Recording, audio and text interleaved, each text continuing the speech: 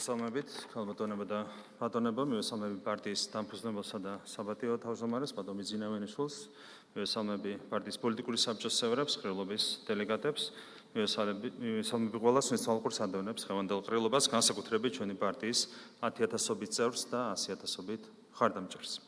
როგორც მოგეხსენება, დღეს იმართება პარტიის რიგგარეშე მერვე ყრილობა. უკვე დასრულდა ყრილობის სამუშაო ნაწილი, სადაც დელეგატებმა მოისმინეს პარტიის პოლიტიკური საბჭოს და სარევიზიო კომისიის ანგარიშები. პარტიის წესდების შესაბამისად, ყრილობაზე ხელახლა უცვლელი შემადგენლობით დამტკიცდა პარტიის პოლიტიკური საბჭოს და სარევიზიო კომისიის შემადგენლობები. ახლა კი ყრილობამ უნდა აირჩიოს პარტიის თავმჯდომარე. როგორც საზოგადოებისთვის უკვე ცნობილია, პარტიის პოლიტიკური საბჭოს გადაწყვეტილებით პარტიის თავმჯდომარის თანამდებობაზე წარდგენილია ბატონი ირაკლი ხარიბაშვილის კანდიდატურა.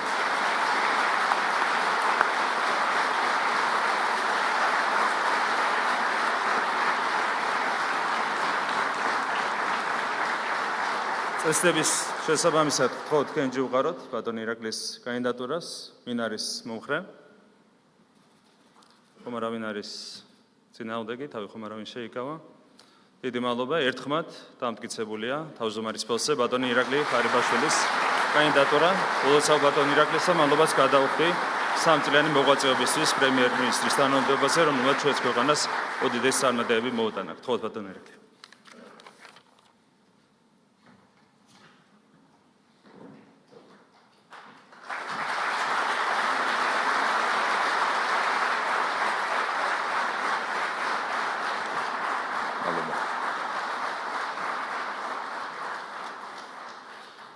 დიდი მადლობა. პირველ რიგში მოგესალმებით ყველას. მივესალმებ პარტიის დამფუძნებელს, ბატონ ბიძინა ივანიშვილს. ჩვენი ოჯახის თითოეულ წევრს მინდა მადლობა გადაგიხადოთ. ამ უდიდესი ნდობისთვის ჩემთვის დიდი პატივია და პასუხისმგებლობაა მმართველი პარტია ქართული ოცნების თავმჯდომარე დარჩევა. 2011 წელს ჩვენი პარტიის დამფუძნებელმა, ბატონმა ბიძინა ივანიშვილმა ჩვენი პოლიტიკური ორგანიზაციის დაფუძნებით შექმნა სახალხო პროცესი, რომელმაც შეძლო ის, რაც მანამდე შეუძლებელი იყო. დემოკრატიულად არჩევნების გზით დაამარცხა ყველაზე ანტისახელმწიფოებრივი, ანტიეროვნული, ქართველი ხალხის მჩაგვრელი რეჟიმი და სათავე დაუდო ჩვენი ქვეყნის განვითარების სრულიად ახალ ეტაპს. ბოლო 12 წელში მთელ მსოფლიოში უდიდესი გამოწვევების, პოლიტიკური, ეკონომიკური, ჰუმანიტარული კრიზისების პირობებში საქართველოს არა მხოლოდ შეინარჩუნა მშვიდობა და სტაბილურობა, არამედ არსებითი ტრანსფორმაცია განიცადა დემოკრატიისა და ადამიანის უფლებების, ეკონომიკური განვითარების, სოციალური თანასწორობის, ევროინტეგრაციის მიმართულებებით. სულს კიდევ ერთხელ საზოგადოებას შევახსენო ვითარება, რომელიც ბატონ ბიძინა ივანიშვილს და ქართულ ოცნებას დახვდა 2012 წელს ქვეყანაში. ეს იყო ფეხქვეშ გათელილი ადამიანის უფლებები, ბიზნესის რეკეტი, პატიმრების წამება, უმუშევრობის მაღალი დონის სოციალური სიდუხჭირე, ოკუპირებული ტერიტორიები, სრული განუკითხაობა და ქაოსი. 2012 წელს ჩვენი ქვეყნის ეკონომიკა მთლიანი შიდა პროდუქტი იყო დაახლოებით 27 მილიარდი ლარი. წელს მთლიანი შიდა პროდუქტი გახდება 86 მილიარდი ლარი. ეს ნიშნავს, რომ ქართული ოცნების მმართველობის დროს ეროვნული ეკონომიკა სამჯერ გაიზარდა.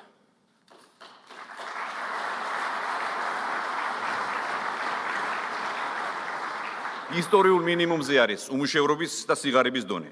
ფაქტობრივად განახევრდა სიღარიბე. 2012 წელთან შედარებით 9 მილიონზე მეტმა ადამიანმა დააღწია თავის სიღარიბეს. გატარდა მასშტაბური რეფორმები ეკონომიკის, სოფლის მეურნეობის, ჯანდაცვის, განათლების სისტემის, სოციალური თანასწორობის, სასამართლო მედიის თავისუფლების, არსებითად ყველა მიმართულებით.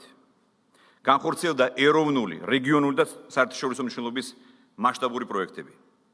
სწორედ ამ რეფორმების და პროექტების შედეგად დღეისათვის საქართველოს რეგიონში მოწინავე ლიდერია.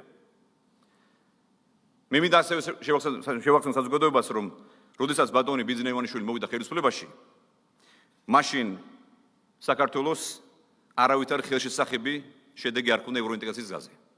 სწორედ ქართული ოცნების ხელისუფლების დროს მოეწერა ხელი ასოცირების შეთანხმებას, თავისუფალ ვაჭრობას, უვიზო რეჟიმს და ქვეყანამ შარშან დეკემბერში მიიღო კანდიდატის სტატუსი.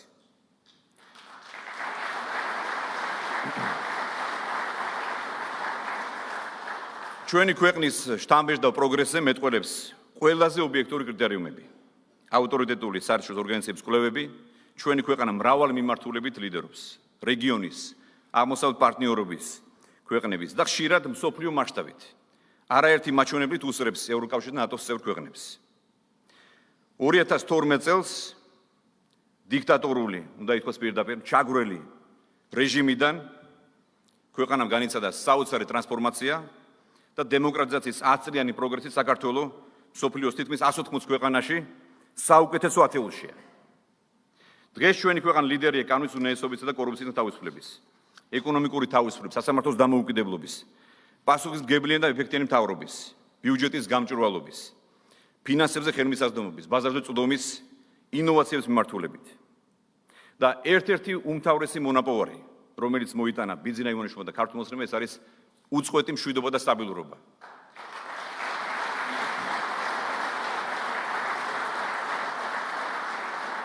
დამოუკიდებლობის აღდგენის დღიდან, თვითფასო მეგობრებო, პირველად გვაქვს უწყვეტი ხანგრძლივი მშვიდობიანი პერიოდი, რამაც შექმნა პირობები ეკონომიკური განვითარების და ხალხის კეთილდღეობის გაუმჯობესებისთვის.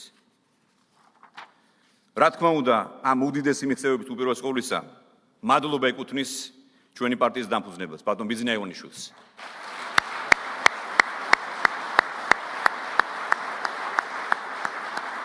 რთული წარმოსადგენი არ არის, რომ 2011 წელს მის მიერ ინიციირებული ისტორიული სახალხო გამარჯვების გარეშე არათუ ეს პროგრესი იქნებოდა შეუძლებელი, არამედ დღეს ქვეყნის ყოფნა არ ყოფნის საკითხი იდგებოდა. შეიძლება გარანტირებულად ითქვას, რომ დღეს ქვეყანა ომში იქნებოდა გახვეული და პირიქით მინდა კიდევ ერთხელ გავიმეორო ის, რაც მანამდე მაქვს ნათქვამი. 2008 წელს რომ ყოფილიყო ბიძინა ივანიშვილი და ქართული ოცნება ხელისუფლებაში, არ მოხდებოდა აგვისტოს ომი. ამიტომ დღესაც მინდა კიდევ ერთხელ გავიმეორო, რომ სწორედ ჩვენი პარტიის დამფუძნებელი ბატონ ბიძინა ივანიშვილი და ქართული ოცნება რჩება მშვიდობისა და დემოკრატიული განვითარების უმთავრეს გარანტად.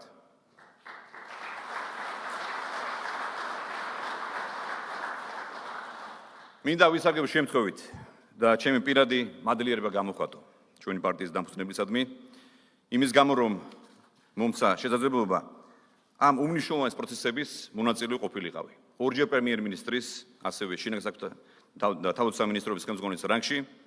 ჩემთვის თანამდებობა ყოველთვის იყო საშუალება, რომ ემსახურა ჩვენი ქვეყნისთვის, საქართველოსთვის. დღეს მე მეამაყება, რომ საკუთარი წვლილი შევიტანე ჩვენი ქვეყნის წინსვლაში, იმ თანადგომისთვის, რაც მე მუდმივად გრძნობდი, კიდევ ერთხელ მინდა მადლობა გადაუხადო თითოეულ თქვენგანს, პარლამენტს, პარტიის ხელმძღვანელობას, თითოეულ წევრს, მინისტრებს, სამინისტროებს, საჯარო მოხელეებს და ასევე მინდა ვთქვა, რა თქმა უნდა, განსაკუთრებით მადლობას იმსახურებს ჩვენი ხალხი, რომლის ნდობა და მხარდაჭერა ჩვენი ყოველდღიური საქმიანობის უმთავრესი სტიმულია. დღეს ჩვენს წინაშე ახალი ამოცანებია.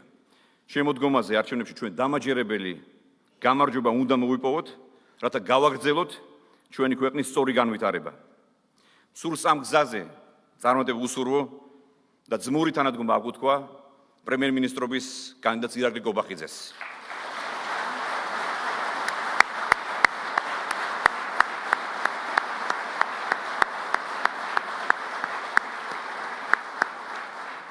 სურპასო მეგობრებო, საქართველოს დღეს, რა თქმა უნდა, კვლავ დიდი გამოწვევების წინაშე დგას ძალიან რთული გეოპოლიტიკური ვითარება მსოფლიოში. სამწუხაროდ, ერთ-ერთ უმთავრეს შეიძლება ითქვას საფრთხედ ჯერ კიდევ რჩება ის ბოროტი ძალა, რომელიც 12 წელს დავამარცხეთ ჩვენ ყველამ ერთად, ნაციონალური მოძრაობა და მანამ სანამ ეს კრიმინალური ორგანიზაცია რჩება პოლიტიკაში, საფრთხე არსად არ წასულა. ასევე მინდა ვთქვა, რომ ჩვენ ყველანი ვხედავთ, რომ ახლა უკვე აპრობირებული, მაგრამ განახლებული სტრატეგიით შენიღბული, მოჩვენებითად დაშლილი ფორმით, თუმცა ყველასთვის ცხადია, რომ პარტია ნაციონალური მოძრაობისა და მისი სატელიტების სახით საქმე გვაქვს ერთიან ნაციონალურ მოძრაობასთან. იგივე ხალხთან, იგივე ანტიეროვნული ინტერესების გამტარებელ ბოროტ ძალასთან, ასე რომ 2024 წლის ოქტომბერში ჩვენ სხვა არჩევანი არ გვაქვს. დამაჯერებლად უნდა გავიმარჯვოთ, რათა არ დაუშვათ ომი და ქაოსი. ქართული ოცნება არის ერთადერთი ეროვნული, ქართული ინტერესების გამტარებელი პოლიტიკური ძალა. არჩევანი ძალზედ ნათელია, ქართული ოცნება ნიშნავს მშვიდობას, სტაბილურობას და განვითარებას. მე კიდევ ერთხელ მადლობას გიხდით ამ უდიდესი ნდობისთვის. მე ვამაყობ, რომ ვარ ქართული ოცნების გუნდის წევრი და მზად ვარ როგორც ქართული ოცნების რიგითმა წევრმა, ასევე ჩვენი ქვეყნის რიგითმა ჯარისკაცმა, მთელი ძალით მოვახმარო ჩვენი გუნდის გამარჯვებას, ქართული ხალხის და ჩვენი ქვეყნის მსახურებას და მორიგ დიდ გამარჯვებას, რომელიც ყველას ერთად გველოდება 26 ოქტომბერს.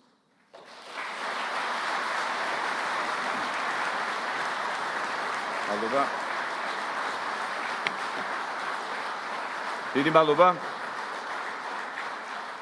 ახლა მე მინდა სიმბოლურად ვთხოვოთ ყველას, რომ გამოუცხადოთ ხარდაჭერა პრემიერ-მინისტრობის კანდიდატს ბატონ ირაკლი გობახიძეს. დიდი მადლობა. ყრილობისგან აქვს სრული ლეგიტიმაცია და მანდატი მინიჭებული ბატონ ირაკლი გობახიძეს. კიდევ ერთხელ ვთხოვთ ბატონ ირაკლი.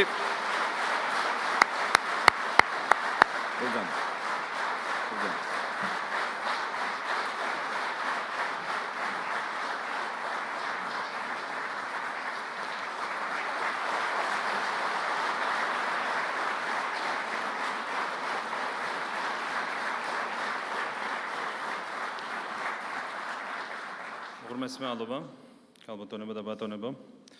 პირველ რიგში მინდა პრემიერ-მინისტრის პოსტზე ჩემი კანდიდატურის დასახელებისა და გამოცხადებული ნდობისთვის მადლობა გადაუხადო პარტიის დამფუძნებელსა და საბატიო თავმჯდომარეს ბატონ ბიძინა ივანიშვილს. ბატონ ბიძინა ივანიშვილი თითოეული ჩვენგანისთვის არის იმის მაგალითი, თუ როგორ უნდა ემსახუროს საკუთარ ქვეყანას. გასულ წლებში გუნდის თითოეულმა წევრმა ჩადო თავისი წილი ძალისხმევა ჩვენი ქვეყნის წინსვლაში. თუმცა აუცილებლად უნდა ითქვას, ის რომ დღეს საქართველოს აქვს დემოკრატია, მშვიდობა, ეკონომიკური წინსვლა და ქვეყანა მიიღო ევროკავშირის წევრობის კანდიდატის სტატუსი, პირველ რიგში არის ბატონი ბიძინა ივანიშვილის დამსახურება, განსაკუთრებული მადლობა პარტიის დამფუძნებელს ამისათვის.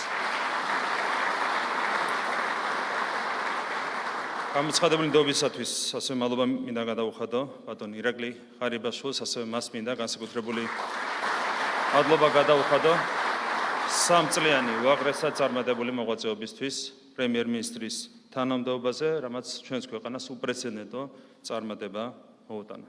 რომელს მადლობა თქვენ. მადლობა პარტიის გენერალურ მდივანს ბატონ გახაკალაძეს, პარტიის პოლიტიკური საბჭოს თითოეულ წევრს, ყრილობის ყველა დელეგატს. ყველა ის მიღწევა, რომელიც ჰქონდა ჩვენს გუნდს და ქვეყანას უკანასკნელი წლების განმავლობაში, უპირველეს ყოვლისა იყო გუნდის უპრეცედენტო ერთიანობის შედეგი. ამ ერთიანობისთვის მადლობა ეკუთვნის თითოეულ თქვენგანს, მთავრობის წევრებს, პარლამენტარებს, ადგილობრივი და რეგიონული ხელისუფლების წარმომადგენლებს, პარტიის რიგით წევრებსა და მხარდამჭერებს. საქართველოს პრემიერ-მინისტრის თანამდებობის დაკავება განსაკუთრებული პასუხისმგებლობაა. ქვეყნის შემდგომი წინსვლა ახლა ჩვენს ერთიან ძალისხმევას მოითხოვს. ამ თვალსაზრისით გუნდის თითოეული წევრის ძალიან დიდი იმედი მაქვს. წინ გველის მნიშვნელოვანი საპარლამენტო არჩევნები, რომელსაც მოსახლეობის ძლიერი მხარდაჭერის ფონზე ხვდებით. ჩვენს პოლიტიკურ გუნდს საზოგადოების ასეთი მაღალი ნდობა 2012 წლის შემდეგ არ ქონია. დარწმუნებული ვარ, საპარლამენტო არჩევნებში ძალიან დიდი უპირატესობით გავიმარჯვებთ, რაც გახდება საფუძველი ქვეყნის შემდგომი წინსვლისა და განვითარებისთვის.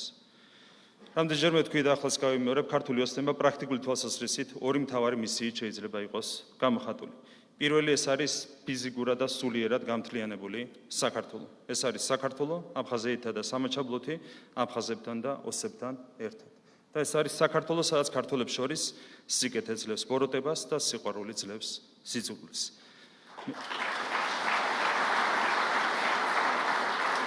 მეორე ეს არის საქართველო ადამიანების კეთილდღეობის ევროპული დონით. საქართველო, სადაც არც ერთი ადამიანი არ ცხოვრობს სიღარიბეში. გასული 3 წლის განმავლობაში ქართულმა ხალხმა გამოავლინა უდიდესი სიბრძნე, რამაც ამ ორი ამოცანის შესრულებასთან ბევრად უფრო დაგვაახლოვა. თითოეული ჩვენგანი ძალისხმევა ამოცნების ახდენისკენ უნდა იყოს მიმართული. გაძლევთ პირობას თავის მეთაურის რანგში ყველაფერს გავაკეთებ, რომ ამოცნების ახდენაში ჩემი წვლილი შევიტანო. კიდევ ერთხელ მადლობას გიხდით გამოცხადებული დობისთვის, გისურვებთ წარმატებებს. უღრმესი მადლობა.